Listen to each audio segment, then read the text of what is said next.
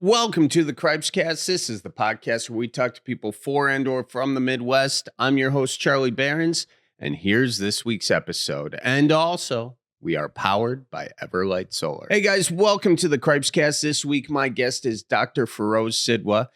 He's a trauma surgeon at San Joaquin General Hospital and has also volunteered his services around the world in conflict zones from Ukraine to several African countries to Gaza. And today, Dr. Sidhwa joins us to talk about what he has seen in his work around the world and also how you can get involved in volunteering yourself.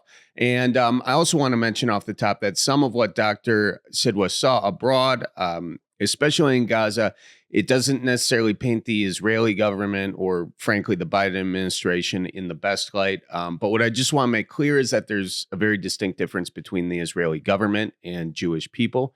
And I say that because anti-Semitism has become sort of a huge problem because people will not distinguish between the two.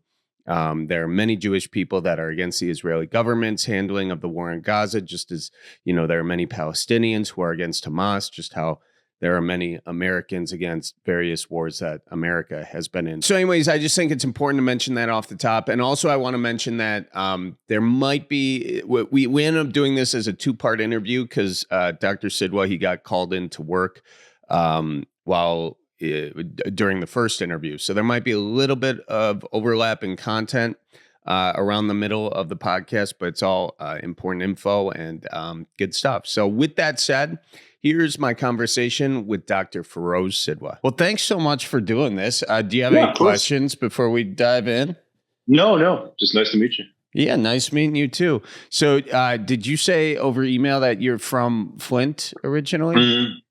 Yeah, I grew up in Flint. When I was 16, we moved to Texas, so I graduated from high school there. And then, where are you from? I'm from Wisconsin. So nice, okay. Yeah, so Lions fan, I presume, potentially. Not much of a football fan. Probably because of the Lions. What happens growing up? I heard they're better now. Actually, I've heard they've become much more palatable. Yeah, they're doing pretty good this year. They're doing pretty really good. Nice. Yeah, I'm a big MMA fan, but I don't watch football much. My brother was a UMich alum, and or is a UMich alum, and he's a huge fan of Michigan football. Gotcha. Yeah. Okay. Yeah, that'd be a problem between me and him then. Given that's all right. Given the Badger situation. Yeah. he's used to the opposition. It's all right. Okay. All right. Sounds good. So and then what's your story? So you went to Texas because for people who haven't heard of you or anything like that, you've served as a physician in several different war zones and several different just places that needed a lot of help, and including Eastern Ukraine and Gaza. And then what got you into doing that kind of work? So when I was a college freshman, the second Intifada broke out. That's the second Palestinian uprising against Israeli rule in the occupied territories. And it became the big political thing on campus. And, when I went to college, my dad's a doctor, so I just thought I was going to be a doctor. I didn't think much of it, honestly. But then with the second Intifada and then 9/11 happened the next year. So it was a big, politicizing time. That kind of changed my understanding of what can I do in the world? Who knows what's the best thing to be doing? So I went and lived in Israel for about a year. I worked with an Arab Jewish cooperative in Haifa. And during that time, I would tour around in the West Bank, and the people I kind of gravitated to the most were Palestinian and Israeli doctors. So that just made me so basically I kind of I learned that I wanted to be a doctor in a conflict zone. So it's just been the natural thing to continue, honestly. And if I remember from a different interview you did, there was somebody in this time that inspired you to kind of go further. Yeah, I wish I could remember his name. He was an Israeli doctor. He was I'm pretty sure I was at Ahli Hospital in Hebron, but some hospital in the West Bank. And there was a delegation from Physicians for Human Rights Israel there. And, what this guy, I graduated from college. I hadn't gone to med school yet. And he took me aside and he said, if you really want to be a doctor, look at how these Palestinians live.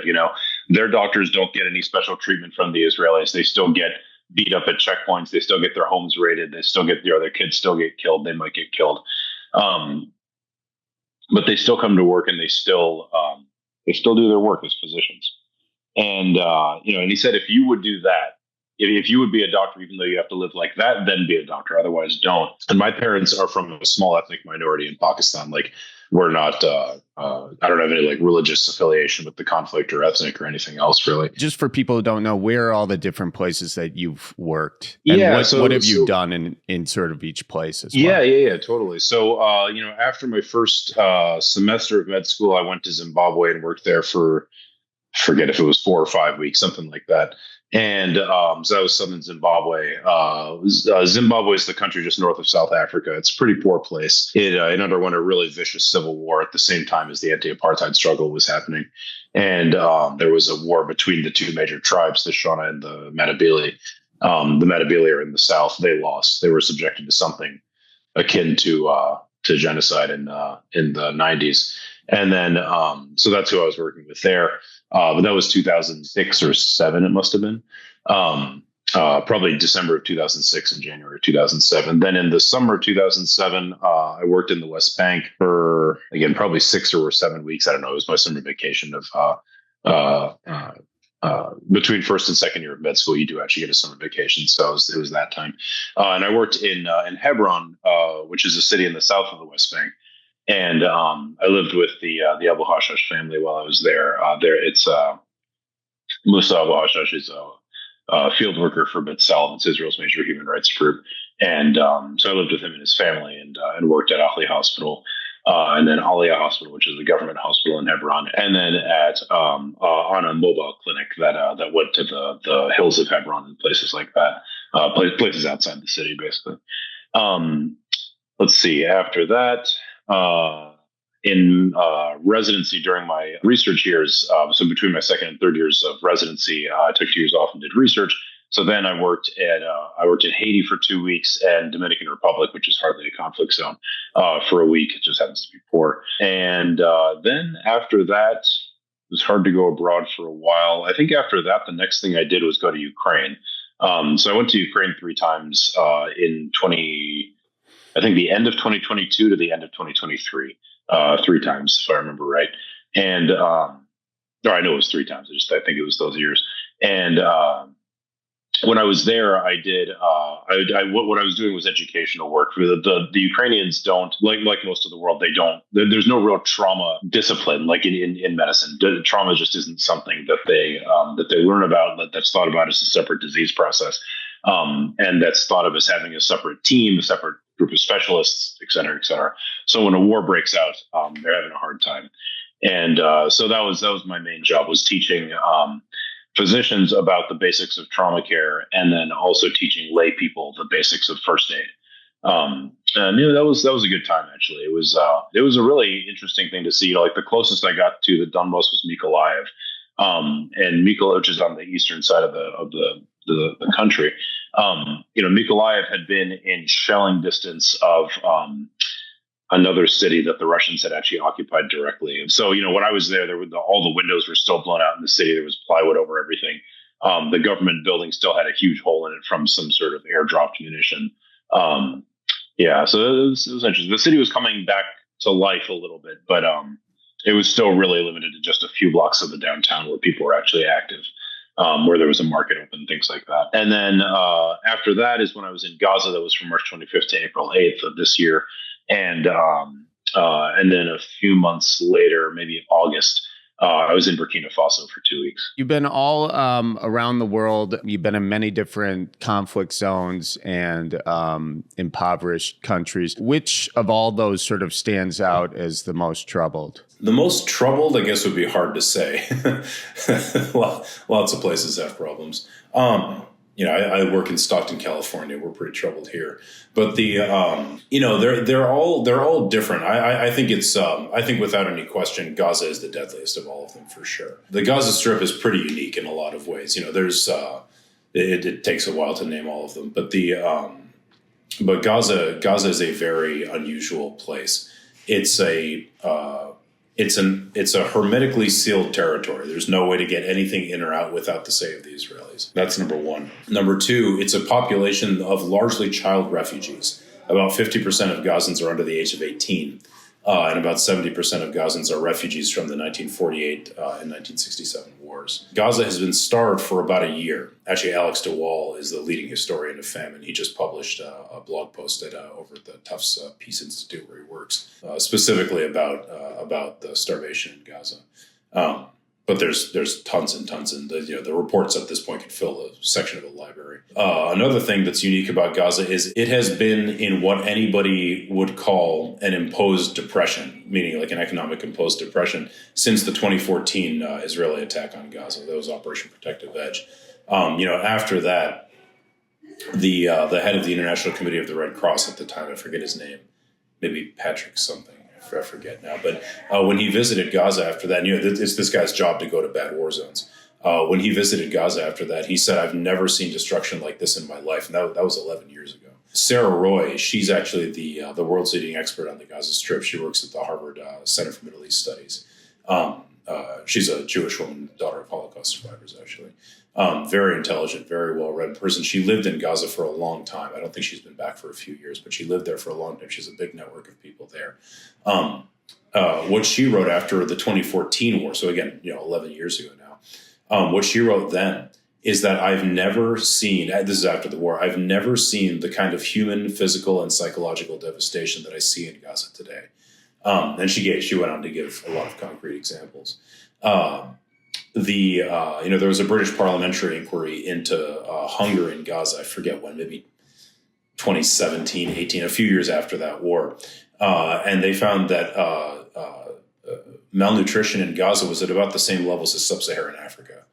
So quite bad, as bad as anywhere else in the world at the time. So there's you can keep going with this. There's so many things about Gaza that make it unique. So yeah, I would certainly say that Gaza is the and another thing that I guess is maybe important to point out. There's nowhere to flee in Gaza. All of Gaza is a closed killing zone. I mean, there's nowhere to go.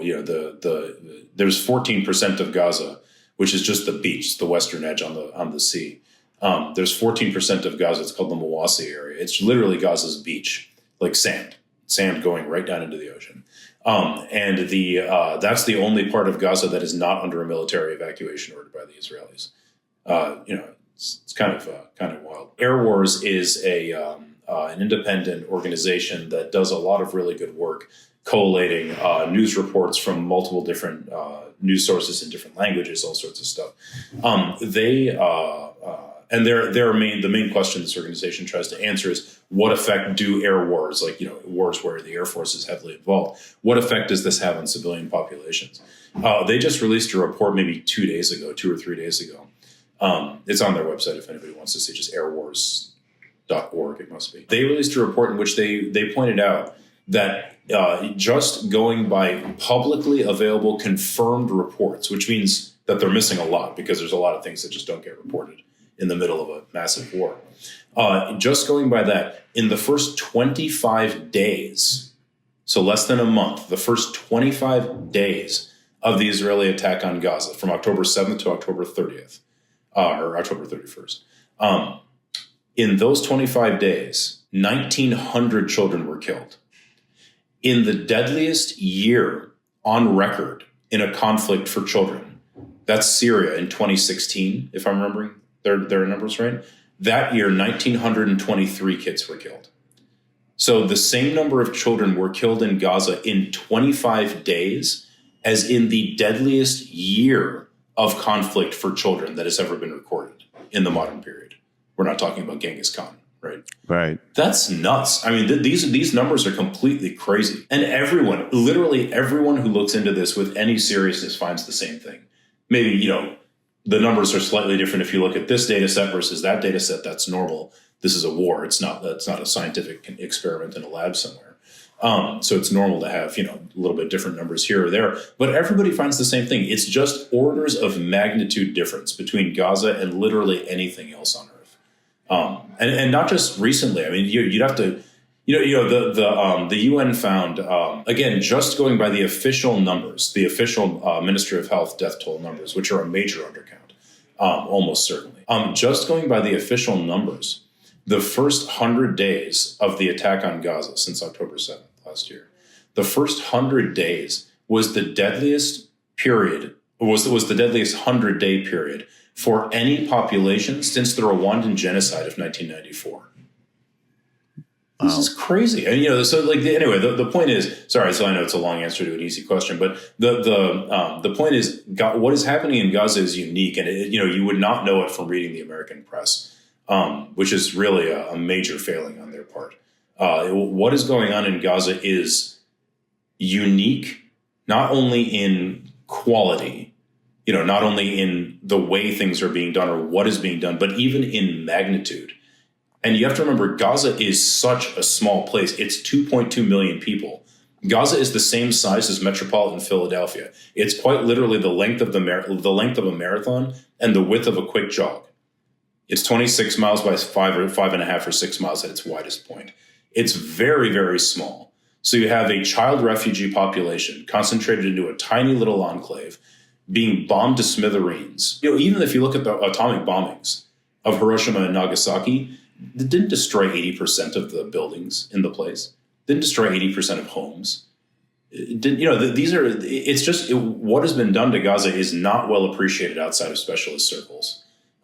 It's pretty dramatic, and people, if in fact it's so different from the picture that's presented in the American media that people often just assume I'm lying about it, because how could any of this be true? Why wouldn't we know about such a thing? Well, and yeah, I think part of the reason we don't know about it is the lack of ability for the press to get into Gaza in a real way, which almost puts you in a very unique situation in that you were going there for humanitarian aid. You were going to be a doctor there, and therefore you were able to see things that press would then see. What was it that you saw when you arrived in Gaza? Yeah, so I was able to go through the Rafah crossing, which is the border with Egypt, for people who don't know. So Gaza is bordered to the east and north by Israel, to the west by the sea, and to the south by Egypt. When I went, the southernmost part of Gaza hadn't been taken by the Israelis yet. Now it has been. But I was able to enter through the south of Gaza through the Rafah crossing. And that meant we could take everything we wanted. We could take a bunch of supplies. And we entered at night, and then we went north on the Salahuddin Road to European Hospital, where I worked. It's called European Hospital because the Europeans paid for it, but it's a Palestinian hospital. When I got there, I don't know what European Hospital is like now. I'm hoping I can go back to Gaza in March. We'll see. So I don't know what it's like now, because it was emptied and it was forcibly evacuated in July. But when I got there, the hospital, the grounds, like the campus of the hospital, was a displaced persons camp. There were 10 to 15,000 people, I was told, sheltering on the grounds of the hospital. When I walked that camp, over the 2 weeks that I was there, when I walked that camp, I was able to find 4 toilets and 1 water spigot for 15,000 people. It's pretty crazy.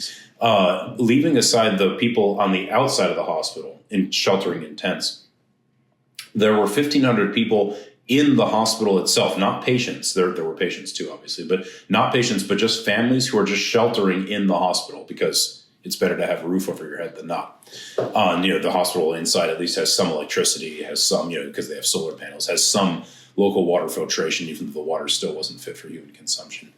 And then on top of that, it's a 220-bed facility. So there's 220 hospital beds. There were 1,500 people admitted to the hospital. So like 7 times its normal capacity. And that was perfectly obvious when you're walking around. There's people being housed in every inch of every hallway. Patients being housed in every inch of every hallway. There's 2 or 3 kids on each bed. There's often several families sharing the same little area, like little space of a room. It's pretty crazy. And you can imagine, infection control in this kind of situation is totally impossible. Leaving aside that we often didn't have gloves. There was literally no soap at European Hospital. There's no soap anywhere in Gaza, actually, for the most part. It's banned by the Israelis, don't allow it to be imported. They banned soap? Yeah. You if you want to see if you want to see very clearly what the goal of the Israeli attack on Gaza is, the Post, and I think the Times too, I'm not sure, but the Post for sure has published a very long article on what's banned from Gaza. Spices are currently banned from Gaza. How can spices possibly be used as a weapon? How can soap be used as a weapon? How can disinfectants be used as a weapon?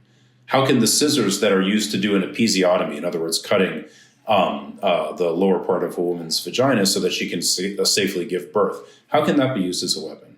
This is completely insane. And if anybody, again, there's plenty of good information out there about Gaza. You can easily figure out what's going on, but you have to look for it. It's a great question. A better question is, why does the U.S. allow Israel to keep banning soap? All Biden would have had to do is call and say, "Hey, stop banning soap." Yeah, it's a simple thing. No, it's crazy, but it tells you what the Israeli attack on Gaza is. If you're trying to fight Hamas, banning soap makes no sense. If you're trying to get everybody there either to die or leave, then banning a simple thing like soap or like anything else that's needed to stay alive, that's a big deal. When you showed up there, what kind of work were you doing? So I'm a trauma surgeon, and so in the U.S., my main job is to stop people from bleeding to death. And I did that literally once in Gaza. Because everybody who's bleeding to death, nobody gets to the hospital quickly. The only exception was this guy who was bleeding to death, and he was shot, but he was actually shot by other Palestinians because he was stealing. And I guess it was his third offense or something, so they decided to get ugly. So but he was shot like right outside the hospital, so he was brought in quickly. But when an explosion happens, right, like an airstrike or a tank shelling or whatever, and they were happening literally continuously while I was there. There was never a time when there weren't explosions going on. Usually it's an explosion directed at a building, or at least when I was there. European Hospital is at the southeastern edge of Khan Yunis. It's a city in the middle of Gaza. Mm-hmm. And while I was there, the Battle of Khan Yunis was going on. Like, the Israelis were in the process of destroying Khan Yunis, but there were still buildings that were standing. Still lots of people concentrated into these buildings, things like that. So when one of these buildings gets hit by a shell or a bomb drop from the air, who knows what it is, the people who are at the periphery of the building will get orthopedic injuries or they'll get brain injuries. If they get a devastating injury to their chest or their abdomen, they're going to die on scene, because people can't, like in the U.S., if that were to happen, like I live in a place that has a lot of methamphetamine labs, Stockton, California, or the San Joaquin Valley in general. And occasionally they explode. So we do see people with explosions. But when an explosion happens, the ambulance is there 5 or 6 minutes later. They scoop the person up, put out the flames, bring him to the hospital. So he's in the hospital in 20 minutes, right? It doesn't take that long. And he's not, could he bleed to death in that time? Yeah, it's possible if he has a really devastating injury. But most people won't. Same thing with a bad car crash. Could you bleed to death before you get to the hospital? Yeah, it happens. But if you're going to have to stay in the field for hours, because the ambulances know that if they go try to retrieve anybody from a building that was just bombed, it'll just be bombed again. That means anybody who's bleeding to death is just going to die before they ever even get to me. So I actually only did, like I said, that one hemorrhage control operation. The rest of it was just dealing with really bad wounds that people had on their limbs, sometimes on their torso or their belly, and with head injuries. Now, I guess I wrote the article, but I pulled, including myself, I pulled 65 American healthcare workers who've been to Gaza since last October. You wrote the New York Times article detailing head shots, essentially, right?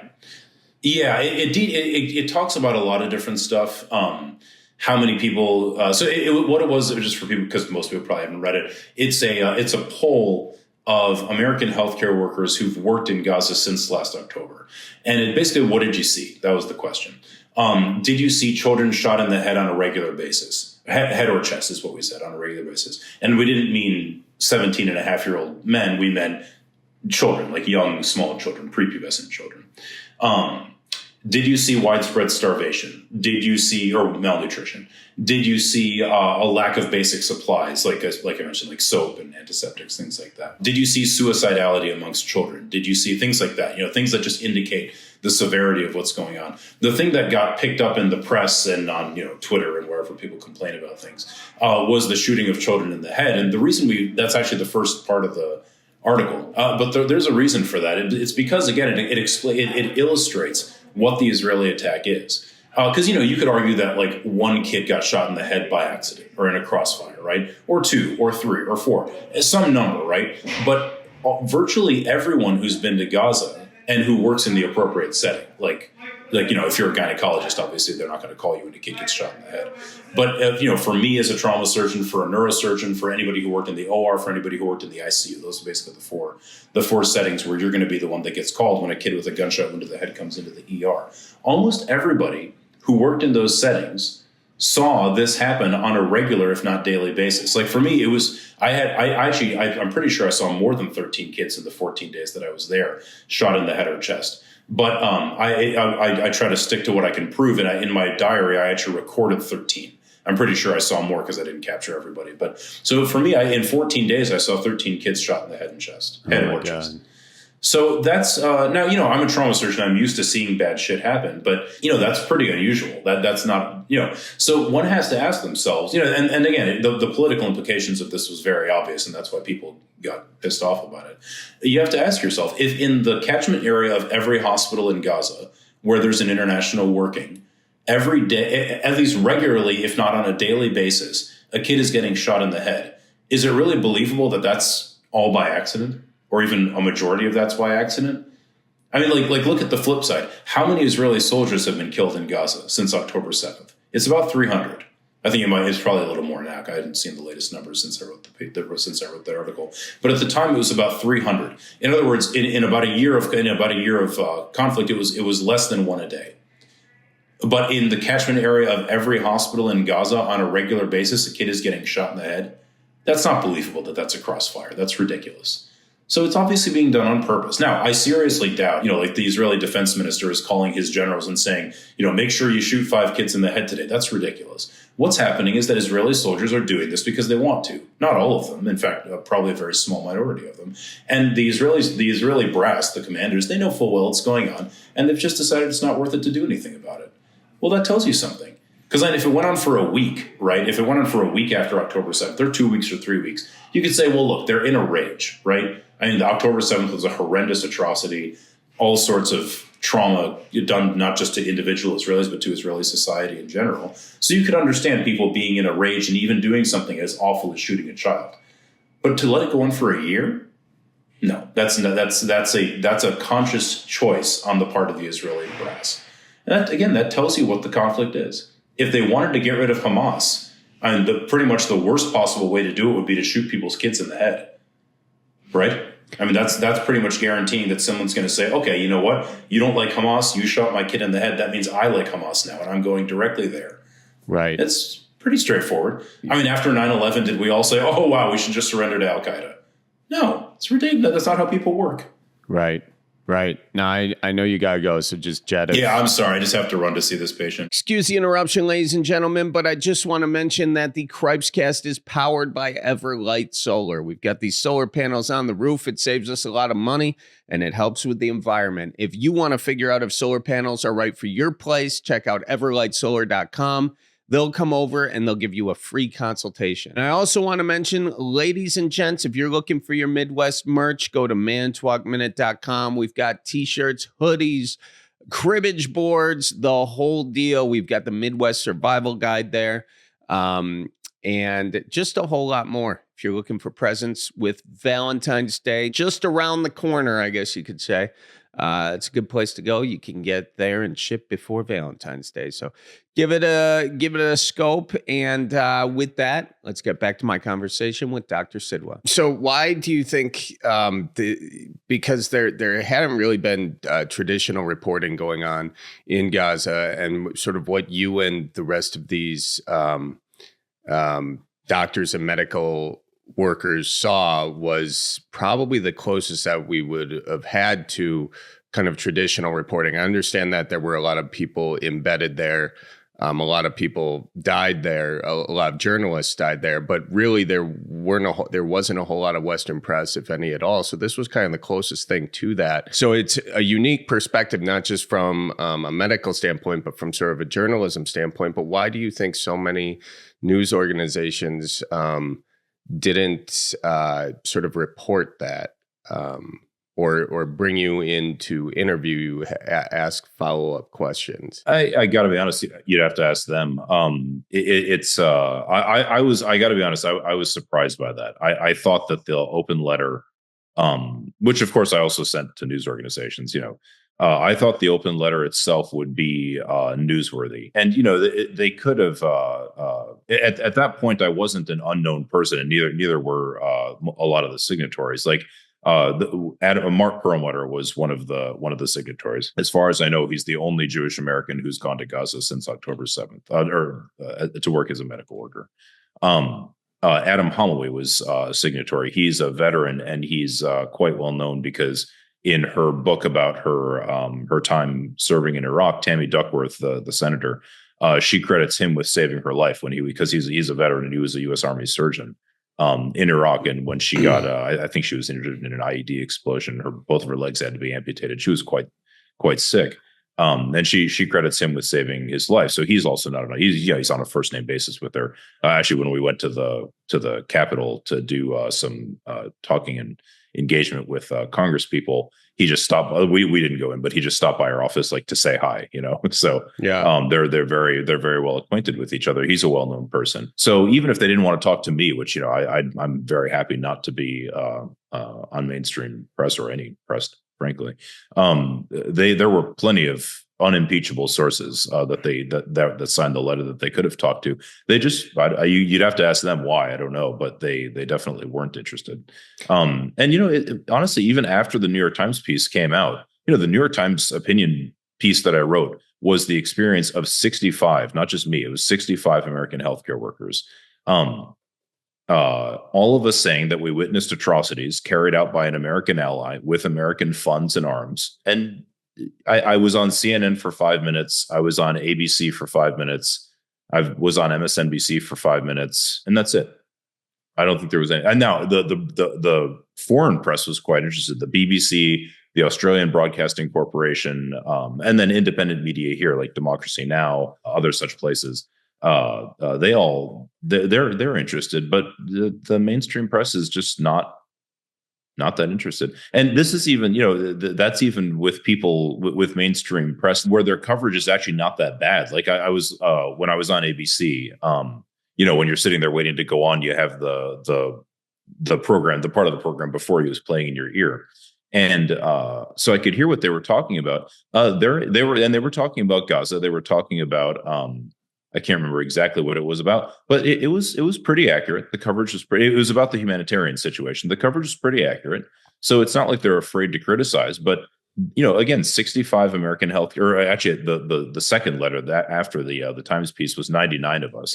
But so variably 99, 65, and 45 American healthcare workers say they all saw this stuff, and it's only worth one 5-minute segment. I thought that was pretty surprising, to be perfectly honest. There was a CNN article that actually got a lot. I thought the flack was silly, but there was a CNN, I think it was CNN article that got a lot of flack recently about an Israeli soldier who ended up committing suicide after he had been in Gaza, and the soldier had said that he had crushed so many bodies under, I forget if it was a tank or a bulldozer, but he had crushed so many Palestinians' bodies underneath the treads of his bulldozer that when he came back, he couldn't even eat meat anymore. He was just disgusted by it. And that's an insight into what these people are doing. And further, again, you don't have to go to one CNN article. There's plenty of, it's been said several times. This is kind of a live streamed crime against humanity. And it's not just from the Palestinians. There's plenty of Israeli soldiers posting what they do, and the Israeli army could stop it. They could just take their phones away. It's not that hard to do, but they don't. And again, I think the reason is just they're having such difficulty recruiting people to go, even though military service is mandatory. People are just refusing to do it because it's so horrific. So from the standpoint of the army, you can kind of understand why they're not stopping this from happening. On October 7th, you had, I believe, somewhere around 1,200 people die, which correct. Is tragic, and the whole day was tragic, and it's criminal. We should be clear about that. That's criminal. True. Yeah, but the response to that has been way out of proportion. And I mean, you just take the children that have died. I don't even know the number of children that have died. But well, let me give you an example. Let me tell you how. So the issue of proportionality comes up in the laws of war, in a technical legal sense. But I think you're saying it more in like just a normal everyday person's sense. Like, if yeah. So just to put in perspective how disproportionate it is, more children under the age of 2 are confirmed to have been killed in Gaza than every Israeli civilian killed on October 7th during the Second Intifada and during the First Intifada combined. So in the past, let's see, this First Intifada started in 1987. And it's 2025 now. So whatever the math is on that, almost 40 years. In the past 40 years, fewer Israeli civilians have been killed in this conflict than children under the age of 2 who have been killed in Gaza since October 7th. Talking about proportionality is silly. They're not even, there's no comparability at all. You see how crazy these numbers are. Like these are the comparisons that people should be making, and they're not understood at all. They're not. I mean, and it's I think some of it has to do with the fact that we live in almost like just such a barraged media landscape where you have so many people, so many platforms, people saying whatever it is. There's no real sense of truth. There's people intentionally using disinformation to push against things that they don't want. And, in this landscape, I think this is what we see happens. And it's very easy to hide from the truth in the same way. Like, you have a toddler hiding from you by just not being able to see you. Yeah, exactly. Yeah. Like playing peekaboo or something, a very sadistic game of it.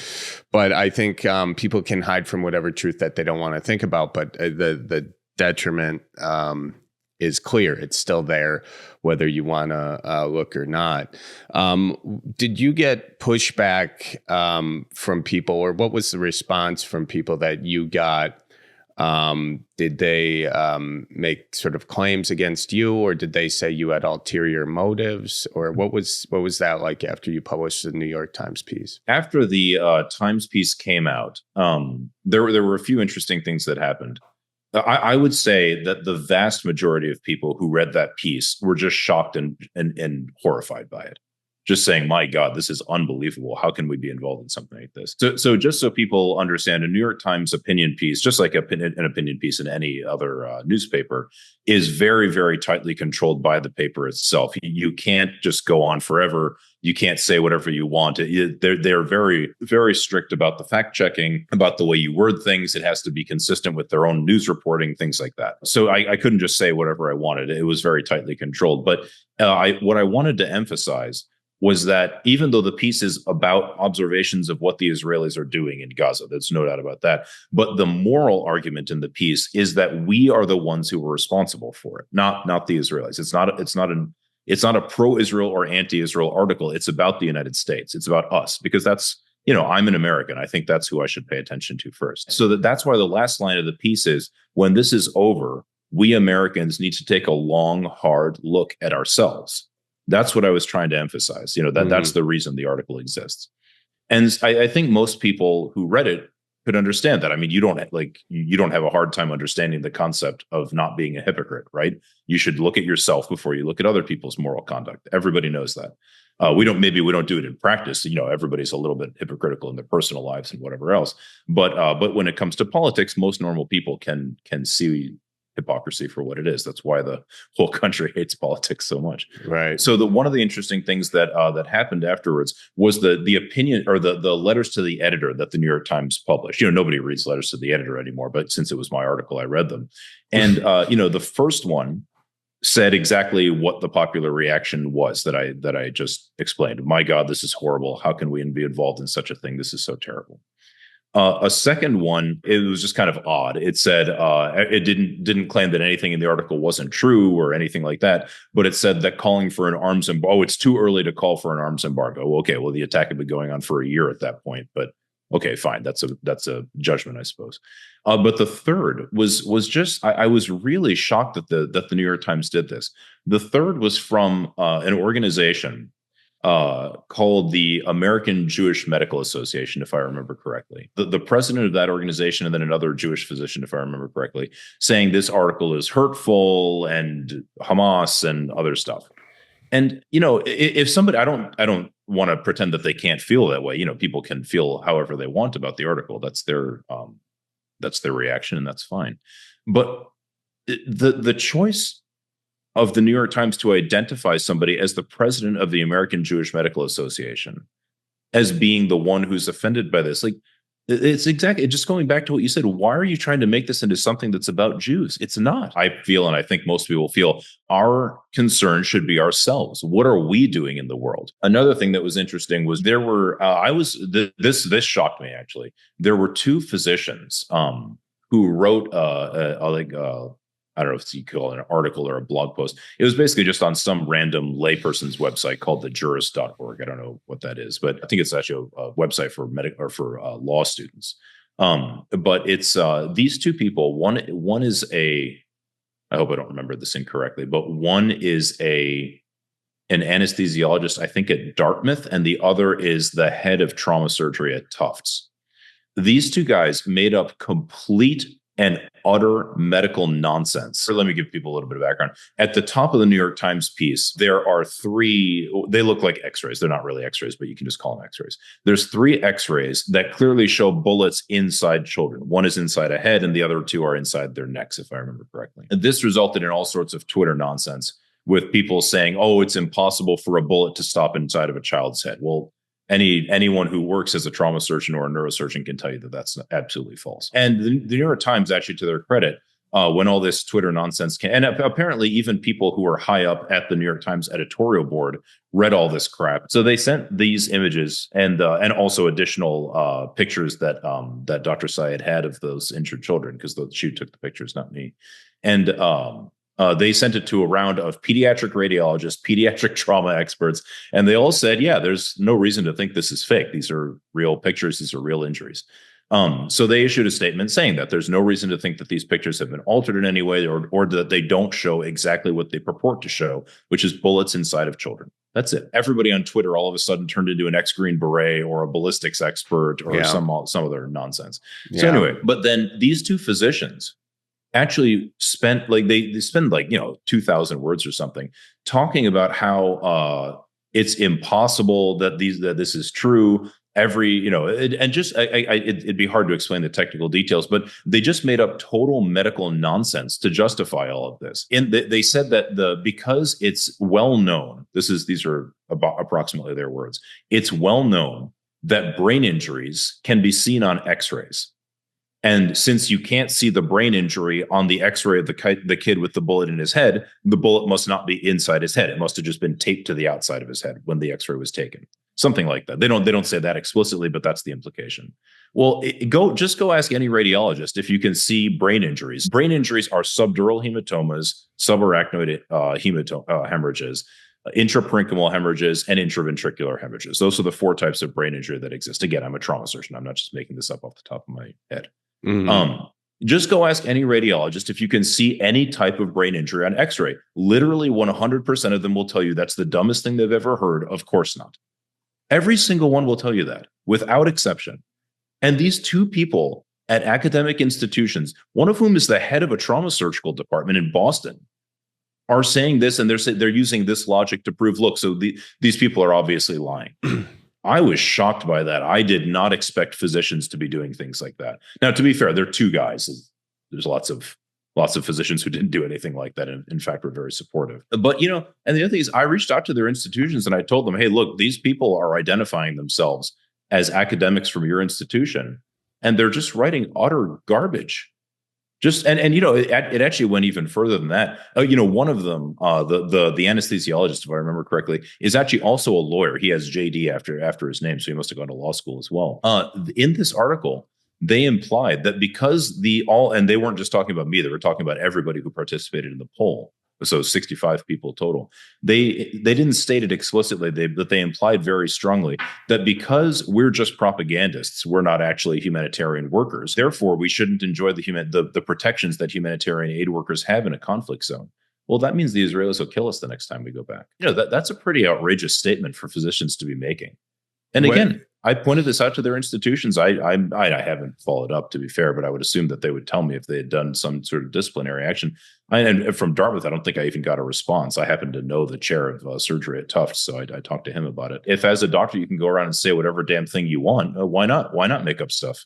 If you can be the head of a trauma department at a major academic center and also just say complete nonsense online, why not do it? It makes it really easy to deceive people.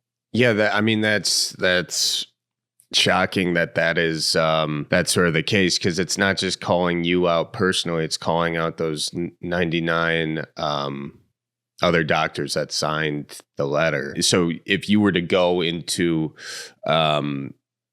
Gaza again, do you think that you would be targeted? No, I don't think so, honestly. I mean, you never know. The fact of the matter is with this is I was in Gaza when the World Central Killing or the first World Central Kitchen massacre happened. There's been another one since then. That was April 1st, and I remember thinking this conflict is over today.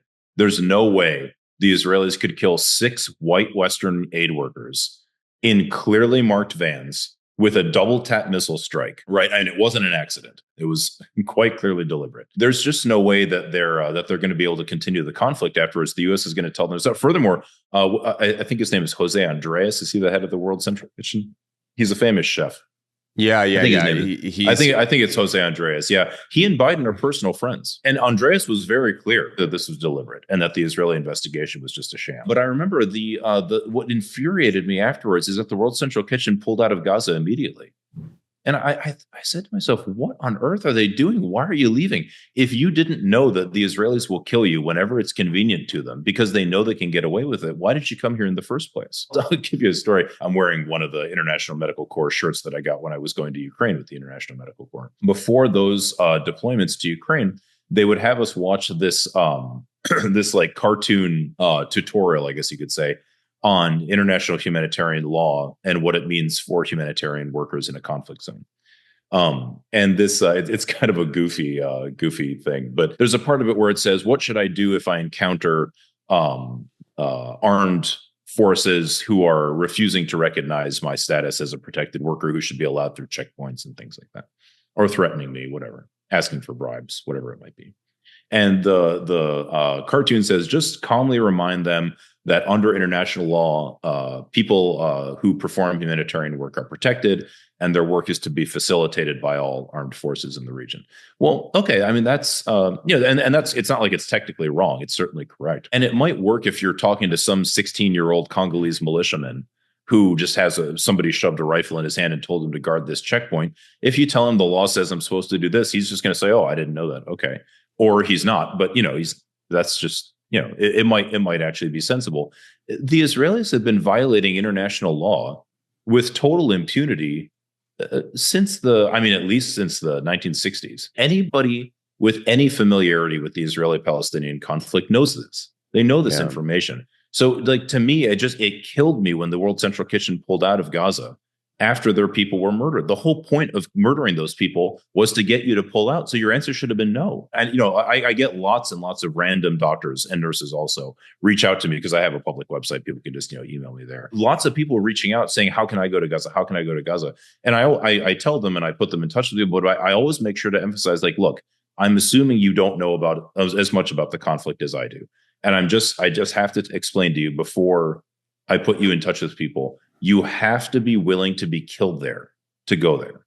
It's not like the Israelis will kill anyone they want there, and they clearly get away with it. They killed 6, again, white, a European, and I think one was Australian, 6 white folks, internationals, working for an NGO that feeds people, and which the head of is personal friends with the president of the United States, and still nothing happened.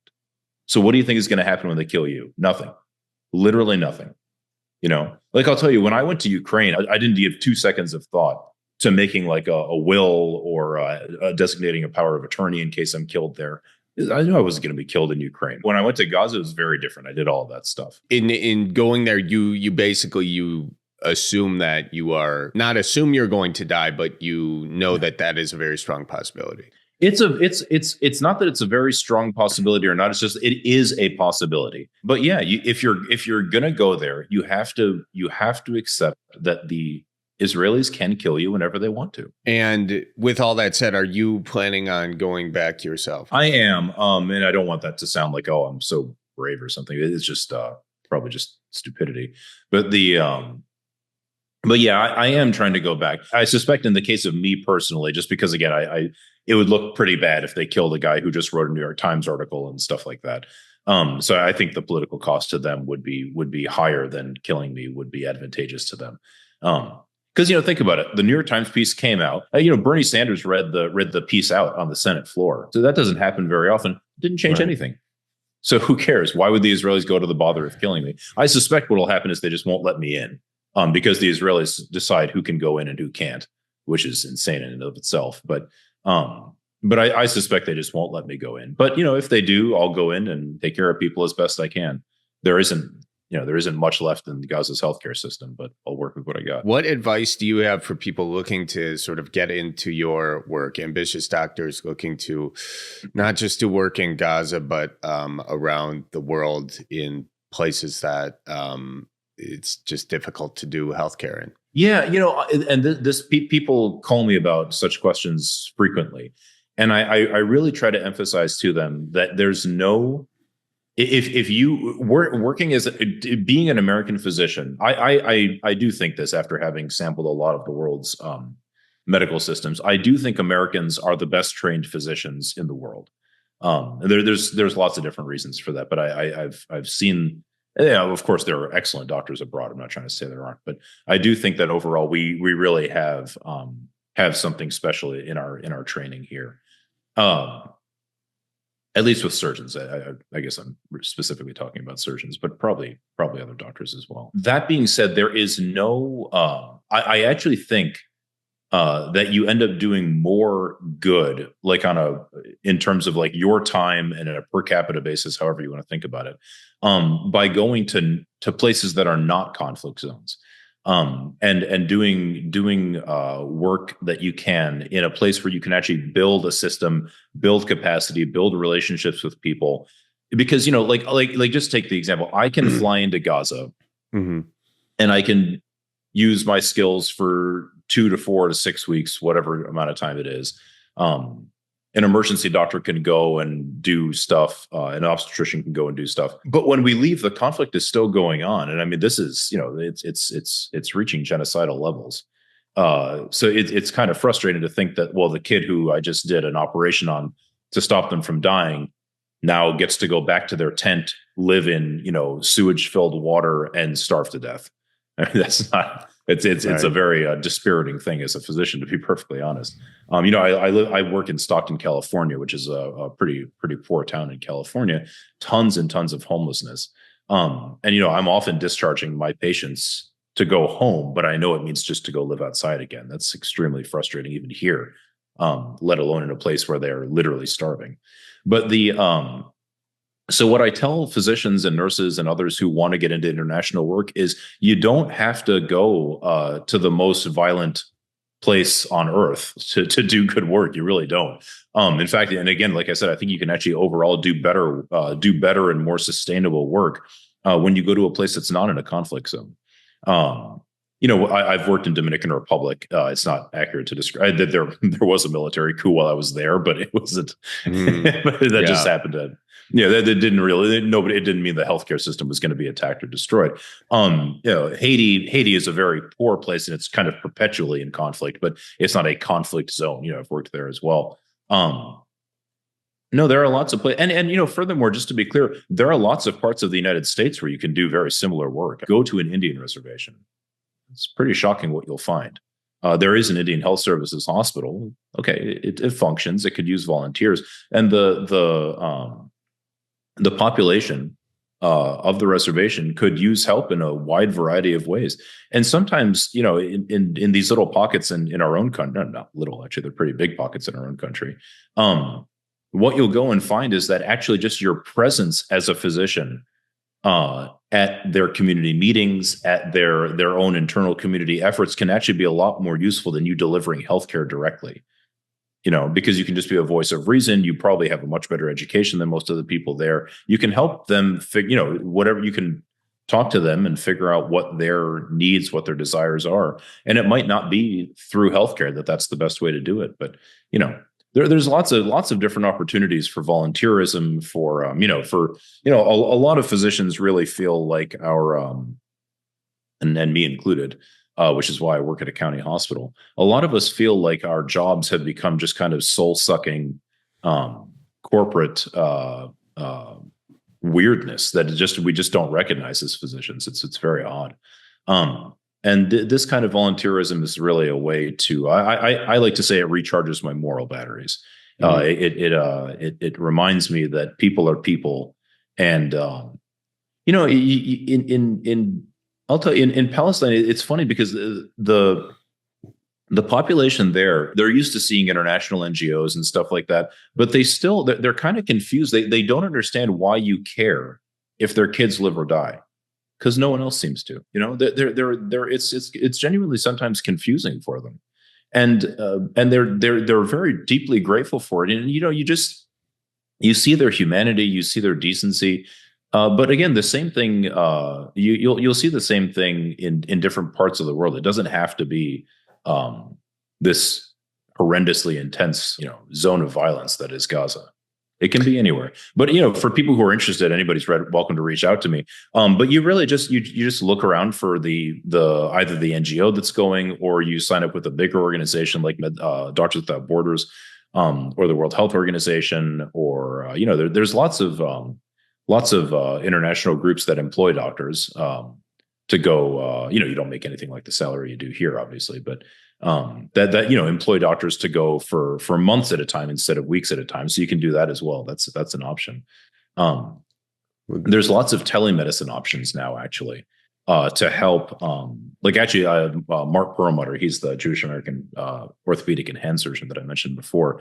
He and I were in Gaza together. I met him there, and he actually got involved. He decided to go to Gaza because he was involved in telemedicine projects where people would show him X-rays, because he's an orthopedic surgeon, so that's really all he needs to see. People would show him X-rays, and he would say, "Oh, okay, do this operation." And they would say, "Okay, well, we don't have that equipment." And he would say, "That what are you talking about? That equipment is super basic. What do you mean you don't have it?" And they, "Well, we don't have it." So he'd say, "Okay, we'll do this instead." So then they would show him the follow-up X-ray, like after the surgery, and he'd say, "Who on earth did this surgery? What kind of orthopedic surgeon is doing this work? This work is terrible." And they would say, "Oh, no, actually, I'm a first-year resident, and I did it with a medical student." And he said, "Well, why are you doing operations by yourself? Our attending's dead." So he said, "Well, okay, I'll come be your attending for a minute." So you can form these you can like this kind of telemedicine work, especially for surgeons and radiologists, can be really useful. I met at the Med Global conference. I met a fellow. He was a radiologist. Seemed like a really sensible guy. He was putting together a group of radiologists who would read X-rays and imaging studies and things like that, basically for free, because nobody has the amount. People abroad don't have the money to pay American doctors. But most places in the world have a good internet connection. Gaza's an exception, but most places do. So a radiologist can provide a lot of help there. And it doesn't just have to be in reading X-rays and CT scans. You can do teaching. You can do, all sorts of stuff is very doable. So people just have to think about what it is that they want, what they want to do, and how what the best way to end. If anybody's, if there's any doctor listening that wants to ask me, just reach out. Happy to help. Well, that's all really great information and insight there. And how can people get in touch with you? I have a website that just exists, so I don't have to keep typing my CV out. Got it. Yeah, I think it's ferozesidhwa.org. I'm pretty sure that's what it is. Sorry, I should know that. Hold on, I could check. Yeah, it's ferozesidhwa.org. Okay.